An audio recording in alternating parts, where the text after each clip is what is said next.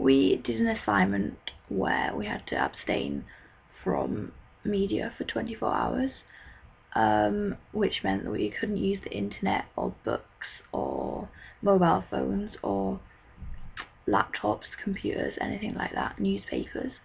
So yeah,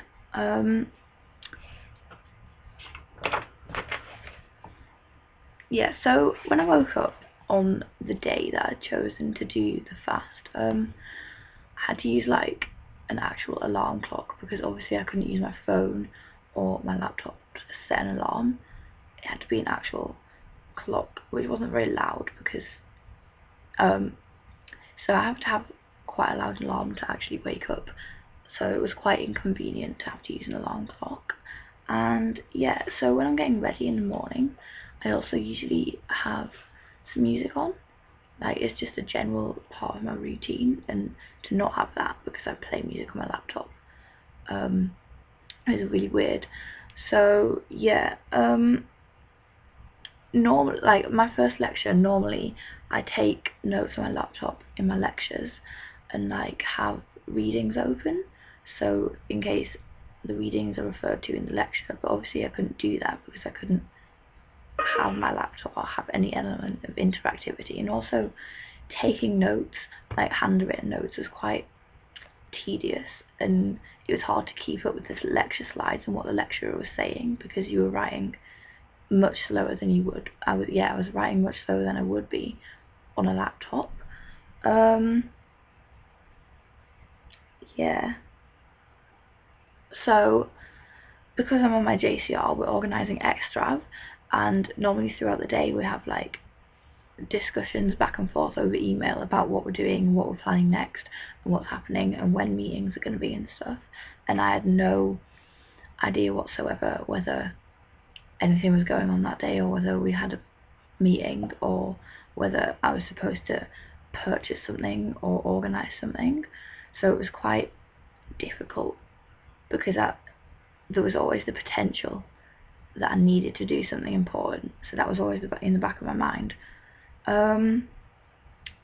Yeah, between lectures I always just absent-mindedly scroll through Facebook or Twitter for something to do. Like, if I'm walking from one lecture to another, or from a lecture to a seminar, then I'll just be on my phone for something to do while I'm going. And it wasn't,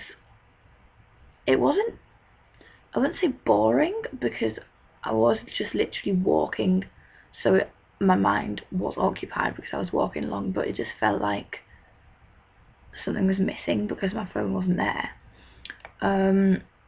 Yeah, and usually when I get home from a lecture, like, I'll just automatically open my laptop, check Facebook, check whatever, but I couldn't do that. So I just got home, sat in the lounge and thought, what do I do now? But then, yeah, so I really enjoy reading, like, just for pleasure. But so I thought, oh, I'll do some reading while I've got time, because in a normal day I don't have time to just sit down with a book and read it. And then I got a book off my shelf, and then I was like, wait, this is a type of media, so I couldn't even do that. There was literally nothing to do, because my flatmates were all still in lectures, and then yeah, I couldn't even talk to anyone because I was in the house by myself. So I found that quite difficult. So then I decided to tidy my room, of all things, because that was all I could think of to do. And then, yeah, then I thought I should do a food shop because I need some food. But then I realised how much of an inconvenience it would be to not do it online.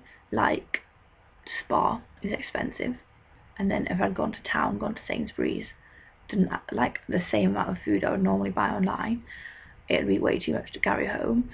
And then I think it was at this point I realised how much our lives actually revolve around media and different forms of it to run in daily life. Like, it's completely part of our lives.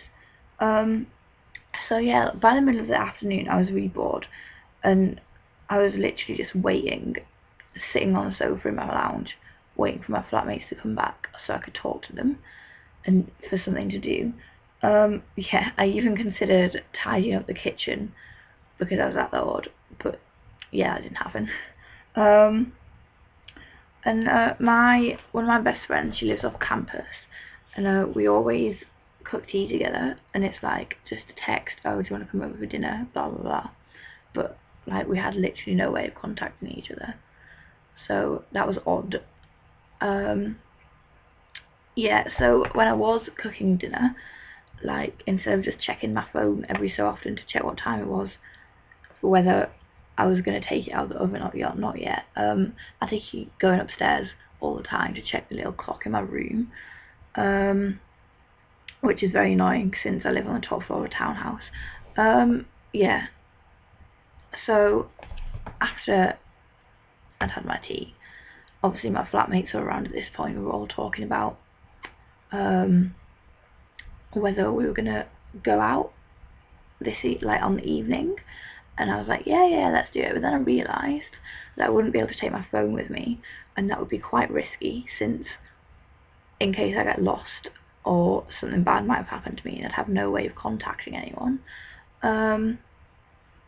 Yeah, plus when I would be out, I'd be surrounded by music, which is obviously a form of media, so that wasn't an option. So I just stayed in and went to bed at 9:30, which was absurdly early, but it did give me a very good night's sleep.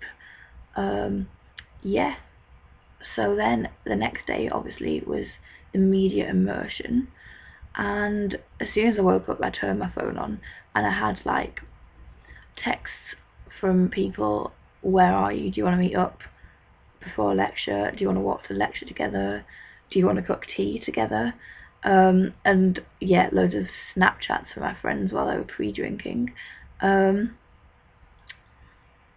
And yeah, I did have a couple of emails from JCR people about extra and stuff and organising that, but it was about a meeting that we were supposed to go to, but it's not until tomorrow actually, so I didn't miss out on that. Thankfully I didn't do anything important.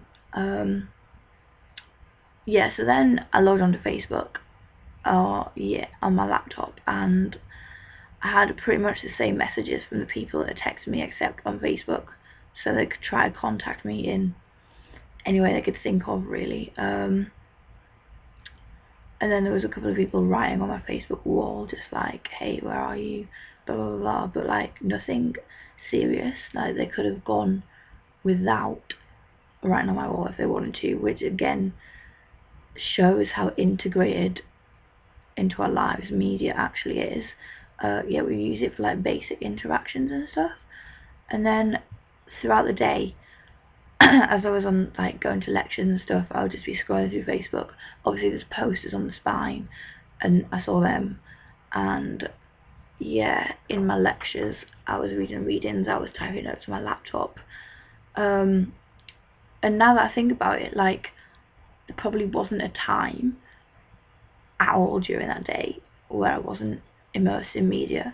And even the day before with the media fast, I was still exposed to media, like obviously again with the posters, I couldn't avoid them, couldn't avoid reading lecture slides, because if I just kept my head down and not looked at the slides, I wouldn't have been able to understand anything, and then not being able to learn. So even the basic principle of education is reliant upon media. Yeah, so at the end of the day, media is everywhere in our lives, like, and we're pretty much in this current, in the whole uni society, pretty much we wouldn't be able to function if we weren't a part of media, because lecture slides, taking notes, contacting lecturers, seminar tutors, organising things within the college, they pretty much wouldn't be able to happen without the use of media.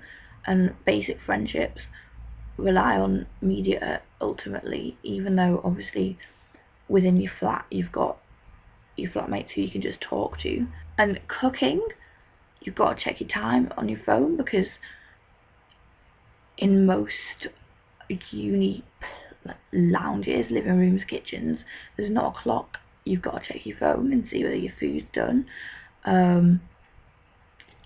So it covers pretty much all your basic needs, apart from going to the toilet. Obviously, even like waking up, it's better to have a phone alarm or a laptop alarm than an actual alarm clock, because they're louder and they're better at waking you up. So yeah, ultimately we are pretty much completely immersed in media, and it's only when you take yourself out of that situation that you realise how big a part of your life it actually is.